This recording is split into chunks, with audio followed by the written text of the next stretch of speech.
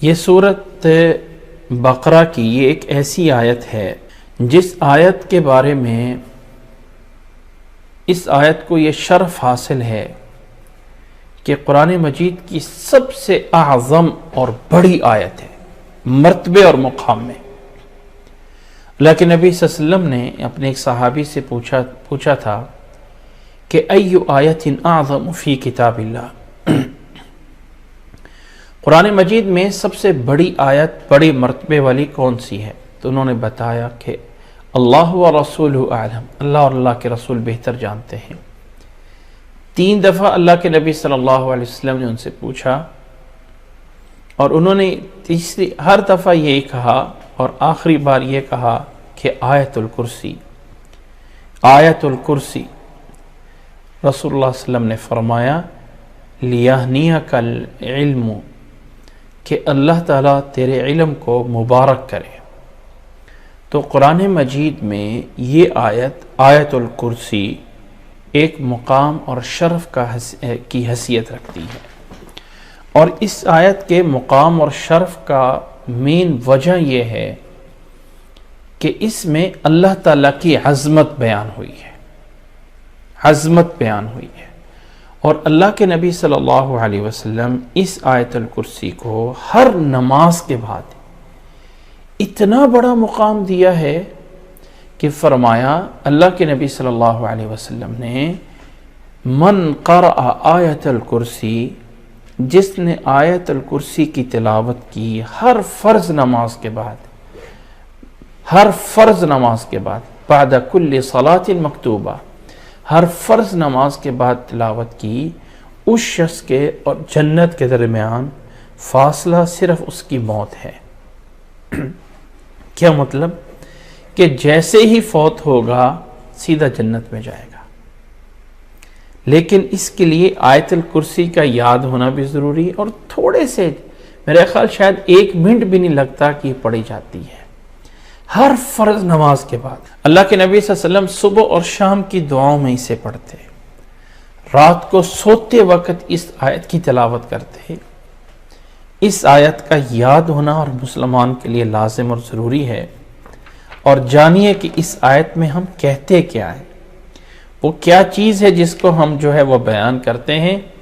تو اللہ تعالیٰ نے فرمایا اللہ لا الہ الا هو الحی القیوم، اللہ تعالیٰ کی وہ ذات ہے، اللہ ایک ایسی ذات ہے کہ لا الہ الا ہو، اس کے علاوہ کوئی معبود نہیں ہے، اللہ کے علاوہ کوئی معبود نہیں ہے۔ الحی القیوم، الحی ہمیشہ سے ہے، ہمیشہ رہے گا، وہ حی زندہ ہے، ہمیشہ سے ہے، ہمیشہ رہے گا۔ القیوم، سب کو اسی نے قائم کیا ہوا ہے۔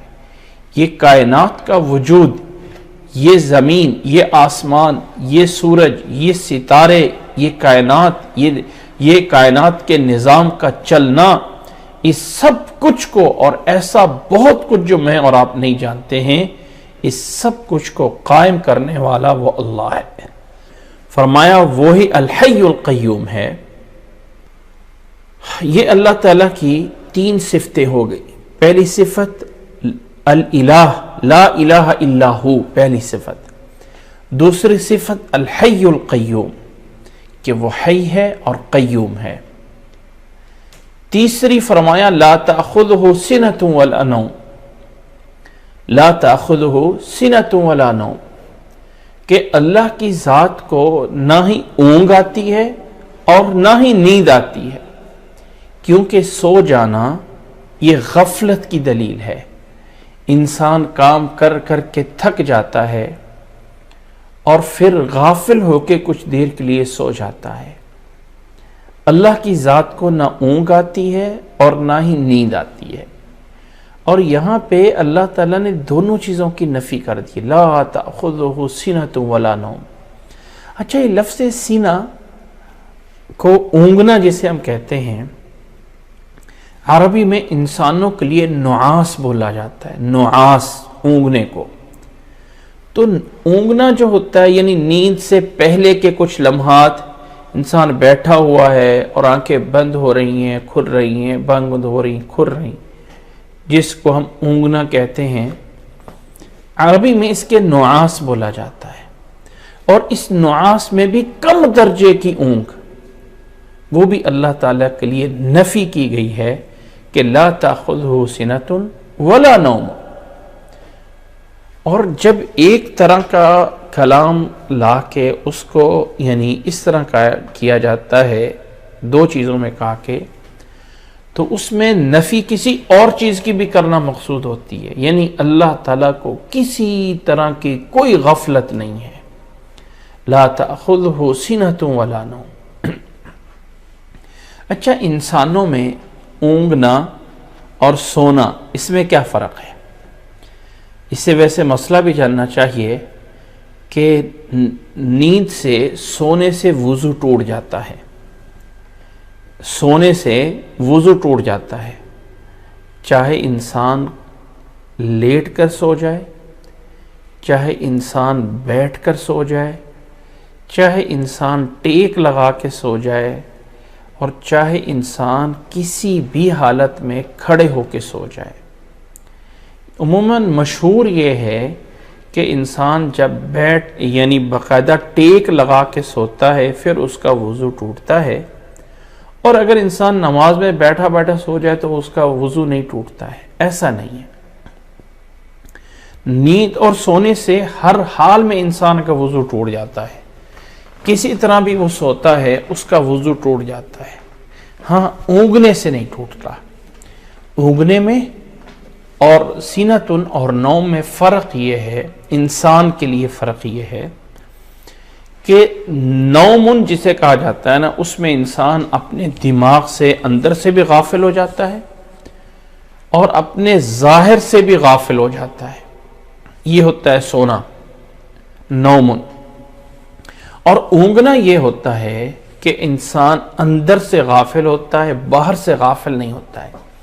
بعض دفعہ انسان اونگ رہا ہے اور اونگنے سے اونگ رہا ہوتا ہے، اور ایسے ہی کوئی دوسرا انسان اس کے پاس آ کے کھڑا ہو جاتا ہے، آہستہ سے، نہ اس کو بلایا ہے نہ اس کو ہلایا ہے، لیکن اس اونگنے والے کو پتہ چل جاتا ہے کہ کوئی میرے پاس آ کے کھڑا ہو گیا ہے۔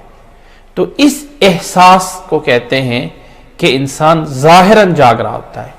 بعض دفعہ انسان نماز کے لیے بیٹھا ہوتا ہے تو ہلکی سی جھٹکا سا آنکھ سا ہو جاتا ہے، تو یہ اونگنا ہوتا ہے، اس سے وضو نہیں ٹوٹتا۔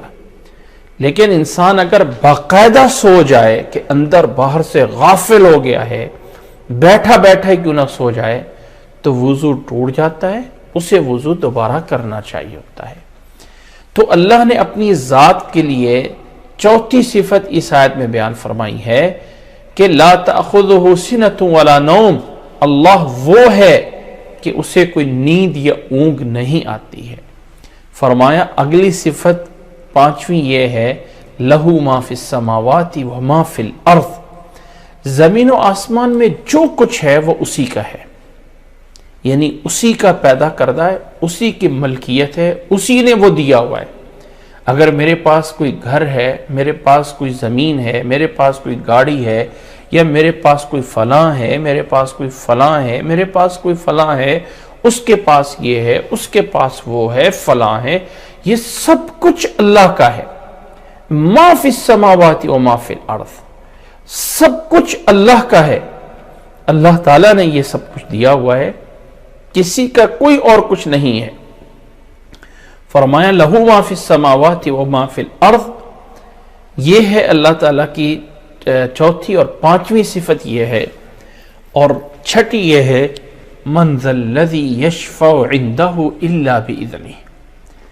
من ذا الذی، یہاں پہ من کا معنی نہیں ہے، کیونکہ بعد میں الا آ رہا ہے، تو یہاں من کا معنی نہیں ہے، نہیں کوئی سفارش کر سکے گا اس کے ہاں الا باذنہ، مگر اللہ کی اجازت سے، مگر اس کی اجازت سے۔ اللہ تعالیٰ کے پاس جب جائیں گے نا، یہ نہیں ہے کہ دنیا میں ہم کسی سے ہاں سفارش کروا لیتے ہیں، دنیا میں کسی کے ہاں جو ہے وہ ہم کوئی واسطہ استعمال کر لیتے ہیں، کوئی کوئی سفارش کروا لیتے ہیں، اللہ تعالیٰ کیا نہیں چلے گا؟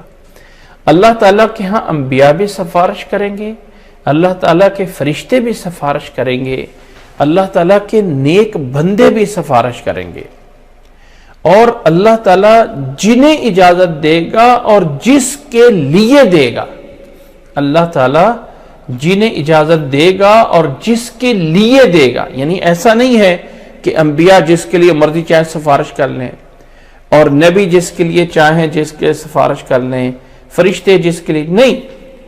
من ذا الذی یشفع عندہ الا باذنہ، اور اللہ نے دوسری جگہ میں فرمایا ولا یشفعون الا لمن ارتضى، کہ جس کو اللہ نے چنا ہو، جس کی اللہ نے اجازت دی ہے، اسی کے لیے کر سکتے ہیں. ایسا نہیں ہے اپنی مرضی جس کے لیے کر دیں.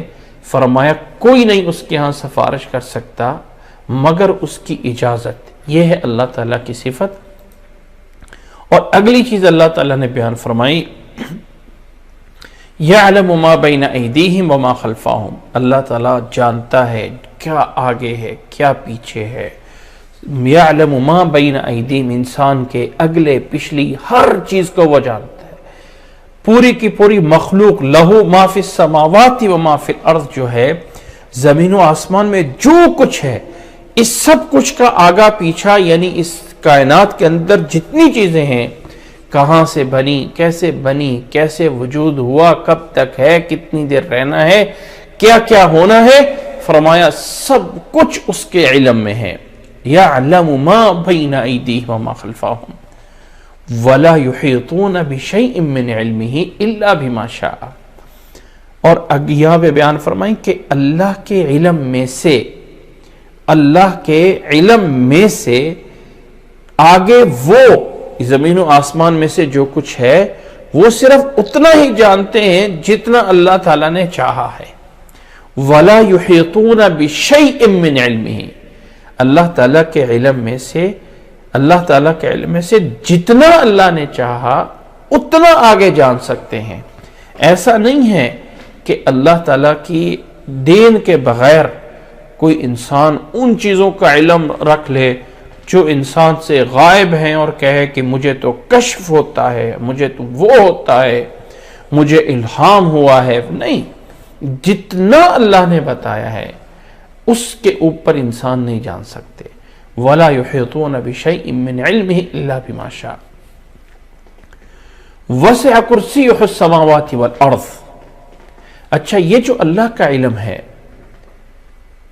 اللہ تعالیٰ کا جو علم ہے، اور آگے انشاءاللہ تعالیٰ آئے گا آیات میں کہ اللہ تعالیٰ عالم الغیب ہے، جو اس کائنات میں پوشیدہ سے پوشیدہ چیزیں ہیں وہ سب کچھ اللہ تعالیٰ جانتا ہے، وہ سب کچھ اللہ تعالیٰ کی نظر میں ہے.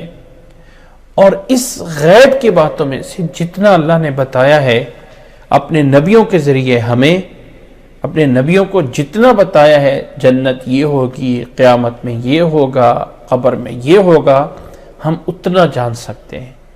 کسی نبی کو بھی یہ امتیاز حاصل نہیں ہے، یہ مرتبہ حاصل نہیں ہے کہ جتنا علم اللہ کا ہے اتنا کسی نبی کا ہو، ایسا کوئی نہیں ہے. اللہ نے فرمایا وَلَا يُحِيطُونَ بِشَيْءٍ مِّنْ عِلْمِهِ إِلَّا بِمَا شَاءَ وَسِعَ كُرْسِيُّهُ السَّمَاوَاتِ وَالْأَرْضِ. اللہ تعالیٰ کی کرسی زمین و آسمان کے اوپر وسیع ہے. اب اللہ تعالیٰ کی جو کرسی ہے، اللہ تعالیٰ کی جو کرسی زمین و آسمان پہ وسیع ہے، کچھ احادیث کا مفہوم یہ ہے کہ یہ پہلا آسمان دوسرے آسمان کے برابر میں ایسا ہے جیسے کہ ایک چھوٹا سا حلقہ، چھوٹا سا ایک چھلا جو ہے وہ بہت بڑے صحرا میں پڑا ہو. دوسرا تیسرے کے برابر میں اتنا چھوٹا ہے، تیسرا چوتھے کے برابر میں اتنا چھوٹا ہے، اور چوتھا پانچویں کے برابر میں، پانچواں چھٹے کے برابر میں، چھٹا ساتویں کے برابر میں اتنا چھوٹا ہے. اور پھر ساتویں آسمان کے اوپر اللہ کی کرسی ہے. اور یہ بھی احادیث میں آتا ہے کہ یہ کرسی جو ہے وہ موضع قدمی الرحمن، رحمان کے قدم رکھنے کی جگہ ہے. اور اللہ تعالیٰ کا اس کے اوپر عرش ہے، اور اللہ تعالیٰ اپنے عرش پہ مستوی ہے. یہاں پہ ایک بات سے میں رکھ لیجئے کہ اللہ تعالیٰ کی صفات کے اوپر جب ایمان لایا جاتا ہے نا، تو اللہ کی ذات کے اوپر ماننا ضروری ہے کہ اللہ کی کرسی ہے، لیکن اس کرسی کی کیفیت، اس کرسی کی کوئی مثال، اس کی کوئی مشابہت نہیں دے سکتے۔ کیا وہ کرسی زمین کی کرسیوں کی طرح کی ہے؟ نہیں، اللہ کی کرسی اللہ کے شان کے لائق ہے، اللہ کا عرش اللہ کی شان کے لائق ہے، نہ اس کی کوئی مثال دی جا سکتی ہے، نہ اس کی کوئی کیفیت بیان کی جا سکتی ہے کسی طرح، اور نہ ہی اس کا انکار کیا جا سکتا ہے، نہ ہی اس کی اپنے پاس سے کوئی تعویل کر کے کوئی تفسیر کی جا سکتی ہے۔ نہیں، اللہ تعالیٰ کی صفات کو ماننا ہے اور یہ کہنا ہے کہ جیسے اللہ کی ذات اللہ کی شان کے لائق ہے، ویسے ہی اللہ تعالیٰ کی صفات بھی اللہ کی شان کے لائق ہے۔